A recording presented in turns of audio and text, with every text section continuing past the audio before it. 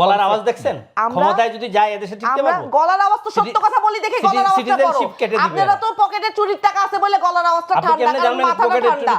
16 বছর শেখ হাসিনার সাথে ছিলেন না, মাথাটা তো এইজন্য ঠান্ডা। মামলা করা উচিত, বিএনপি ক্ষমতা আসলে আপনার নামে মামলা করবে। শেখ হাসিনার যদি খুনি বলতে ওনাদেরকেও খুনি বলতে হবে। দেখছেন 5 আগস্টের পরে যত খুন করেছে এই দেশে 5 আগস্ট পরে ধরে ধরে নিয়ে কি খুন করছি? কারে না করছেন? 4বার জাতীয় পার্টির অফিসে গিয়ে মানুষ খুন করছেন।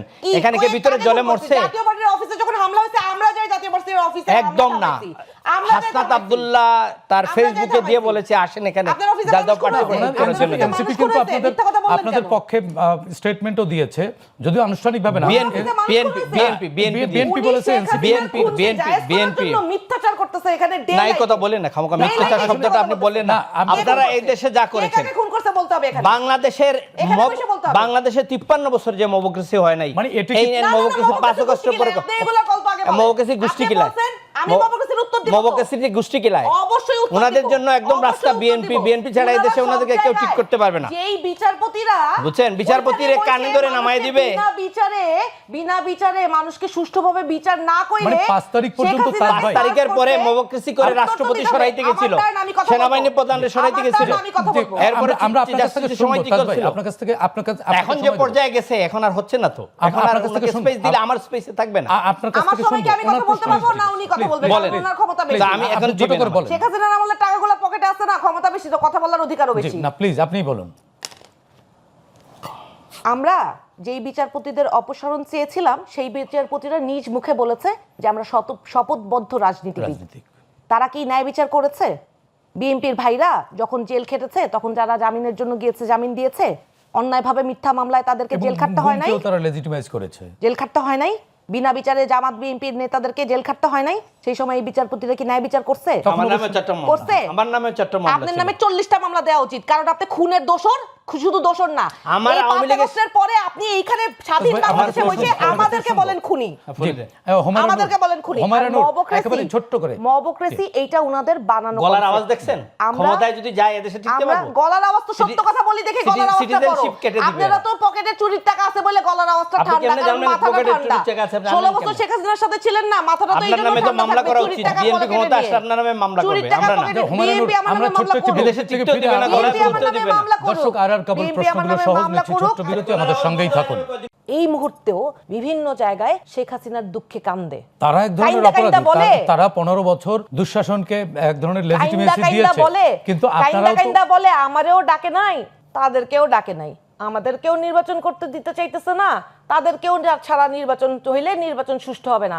তারা যখন অন্যদেরকে ছাড়া নির্বাচনের এই আমিডামি নির্বাচন করছিল, তখন কি তারা জনগণের সামনে এসে বলছিল যে আওয়ামী লীগের এই কাজ আমরা সমর্থন করি না? তারা তো সুযোগ সুবিধা ভোগ করছিল। তারা সুযোগ সুবিধা ভোগ করে নিজেরা আরামে আয়েসে দিন কাটাইছে, আর যতগুলো টাকা বাংলাদেশ থেকে লুট হয়েছে সেই টাকার খোঁজ নিলে তাদের পকেটেও বাইর হবে না। ওনারাও তো আবার অভিযোগ করছে যে ওনাদেরকে বাইরে রেখে আপনারাও একটা আমিডামি নির্বাচন করতে চাচ্ছেন এই নির্বাচনকে। শুনেন, এই বাংলাদেশে এই এত বছর পরে এই প্রথম সমস্ত রাজনৈতিক দল নির্বাচনে অংশগ্রহণ করছে, কেউ কারো পেটে ঢুকে যাচ্ছে না। হ্যাঁ, কোন কোন দল আপনারা তো ঢুকে গেছেন, আপনাদের এনসিপি তো আরেকটি দলের পেটের মধ্যে ঢুকে গেছেন, সেই অভিযোগও আছে। এখন বললে আরো অনেককে অ্যাটাক করতে হবে, অ্যাটাক করতে চাই না কিন্তু বলতে হবে। না, আমরা কাউকে অ্যাটাক করব না, কিন্তু ফ্যাক্ট তো ফাইন্ড করতে হবে। এই প্রথম বাংলাদেশে সমস্ত রাজনৈতিক দলের অংশগ্রহণে নির্বাচন হচ্ছে এবং যে যার প্রতীকে নির্বাচন করছে। কোন কোন রাজনৈতিক দল ছোট, তারা যখন জোট করেছে নির্বাচনী জোট, তখন যেহেতু তাদের প্রতীক এবং তাদের রাজনৈতিক অবস্থান নিয়ে তারা স্ট্রং বিলিভ হয়তো করতে পারে না বলে তারা একটা বড় রাজনৈতিক দলের প্রতীকে নির্বাচন করার জন্য তারা মার্জ হয়েছে। এইটাকে আমি ক্রিটিক্যালিও দেখতে পারি, আবার তাদের জন্য ভালো হয়েছে বলে খুশিও হতে পারি। রাজনীতির জন্য ভালো কিছু দেখেন, কিন্তু দল বিলুপ্ত করে এটা আমি তো বললাম তো, আমি তো গুড সাইন মনে করেন আপনি? না, আমি তাহলে রাজনীতি কই থাকলো? অবশ্যই আমি এইটাকে গুড সাইন মনে করি না যে একটা রাজনৈতিক দল তাদের নিজস্ব স্বকীয়তা, নিজস্ব রাজনীতি বাদ দিয়ে নিজের রাজনৈতিক ব্যানার গুটিয়ে পরিচয় গোপন করে। আমি এখন এখানে একজনের নাম স্পেসিফিক্যালি বলবো। হ্যাঁ, সবার জন্য আমার এত দুঃখ লাগে না। আমার ববি হাজ্জাজ ভাইয়ের জন্য আমার লিটারালি আমার ভীষণ ভীষণ দুঃখ লাগছে। ওনারও তো আপনাদের জন্য দুঃখ লাগে। হ্যাঁ, না না, আমাদের জন্য অনেকের দুঃখ লাগা উচিত, কারণ আমরা তো অভ্যুত্থানের অংশগ্রহণ করেছিলাম, নেতৃত্ব দিয়েছিলাম, আমাদের জন্য অনেক দুঃখ লাগা উচিত সবার। নাসিরউদ্দিন পাটোয়ারি বলেছেন মুনাফিকের দল জামাত, ইট ইজ অন রেকর্ড। বলেছেন জামাত এবং বিএনপি একটা লাউ আর একটা কদু, সেই জামাতের সাথে এখন অ্যালায়েন্স করে নির্বাচন করছেন। খারাপের ভালো চুজ করছি। না, করতে পারেন, এটা আপনাদের অধিকার, করেছেন যে দেশের মানুষ সিদ্ধান্ত নিবে, দেখবে এটা কোনটা করেছেন। মবক্রেসি যদি বাংলাদেশে পড়েন, জোর করে কোনো বিচারপতিকে তার স্থান থেকে অপসারণ করা কিন্তু 5 আগস্ট পরে এনসিপি করেছে। শপথবদ্ধ রাজনীতিবিদদের তাদের শপথের থেকে নামাই আপনার সময় কিন্তু আমি কথা বলি নাই। না না, অসুবিধা নেই, আপনার ভালো হয় আপনি আমার সময় কথা না বলেন, আপনি নোট রাখেন।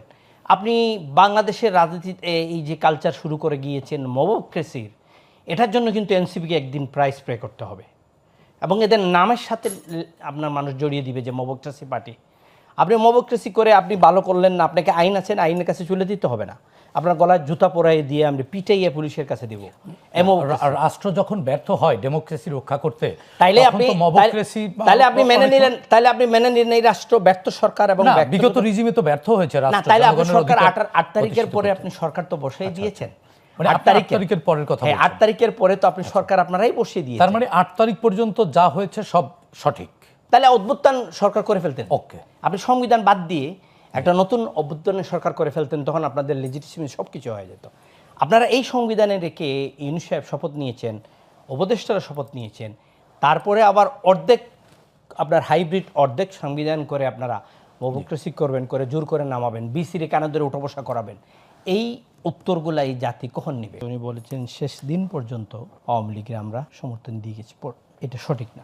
না, সেটি আমরাও জানি যে আপনারা শেষ দিন পর্যন্ত ছিলেন। সমর্থন দেয় নাই, উনি বলেছেন সমর্থন দিয়ে গিয়েছে। আচ্ছা আচ্ছা, এটা কি আপনি জানেন? আপনারা কি মিডিয়াতে কখনো বলেছেন যে আপনারা এটা অসমর্থন করছেন? আজ পর্যন্ত আপনাদের দল থেকে বিবৃতি আসে, দুঃখ লাগে ভাই, কষ্ট লাগে। আজ পর্যন্ত শেখ হাসিনার দুঃখে ওনাদের জিএম কাদের সেই প্রতিবাদ আমরাও করি। হুমায়ুনুর, আপনার কাছ থেকে শুনবো। 14 জুলাই যখন জামাতকে নিষিদ্ধ করা হলো রাজনৈতিক নির্দেশনায়, প্রজ্ঞাপন দিয়ে, ওইখানে কিন্তু 14 দল ছিল, আর আওয়ামী লীগ ছিল, জাতীয় পার্টি ওখানে ছিল না। জাতীয় পার্টি চেয়ারম্যান জিএম কাদের বলেছেন, আমরা কোনো রাজনৈতিক দলকে এক্সিকিউটিভ অর্ডারে নির্দেশনা দিয়ে বন্ধ করার পক্ষে নয়। বক্তব্য দিয়ে সৈয়দপুরে এয়ারপোর্টে নেমেও এই বক্তব্যটা দিয়েছেন। এই আন্দোলনের পক্ষে জিএম কাদের বক্তব্য অজস্র আছে, যে উনি বলেছেন না, ছাত্রদের ন্যায্য আন্দোলন সুন্দর করে বসে কথা বলে এটা সমাধান করার প্রয়োজন। এইটাদের পক্ষে আমাদের সমর্থন যে না, তার প্রমাণ হলো আমাদের ছাত্র সমাজের যে সভাপতি ছিল মামুন, যে ছেলেটা আজকে জামাতে যোগদান করে জামাতে চলে গেছে, জামাতিরা ওনারা নিছে, বক্তব্য দিছে কালকে, আপনি রংপুরে দেখেছেন যে ছেলেটা মামুন, এটা কি আমাদের ছাত্র সমাজ সভাপতি ছিল। এই আন্দোলনে শরিক হয়ে পানি পর্যন্ত দিয়েছে, নিজস্ব দল নিয়ে আপনার আন্দোলন করেছে। আরিফ নামে আমাদের একটি ছেলে 14 দিন জেল কেটেছে আপনাদের রংপুরে, আমাদের এই আন্দোলনের পক্ষে ছাত্রদের জন্য। আমরা শেষ দিন পর্যন্ত কখনো সরকারের পক্ষে ছিলাম না, এই কথাটা ঠিক না। আমরা এই সরকারের সাথে ইলেকশন করেছি, যেটা আপনার 14তে আপনি ধরতে পারবেন, 24টা ধরতে পারবেন, 18টা ধরতে পারবেন না, কারণ 18তে বিএনপি ডক্টর কামালের জামাতে ছিল, ডক্টর কামালের নেতৃত্বে বিএনপি ছিল, সবাই অংশগ্রহণ করেছেন। আমাদের এই 14র জন্য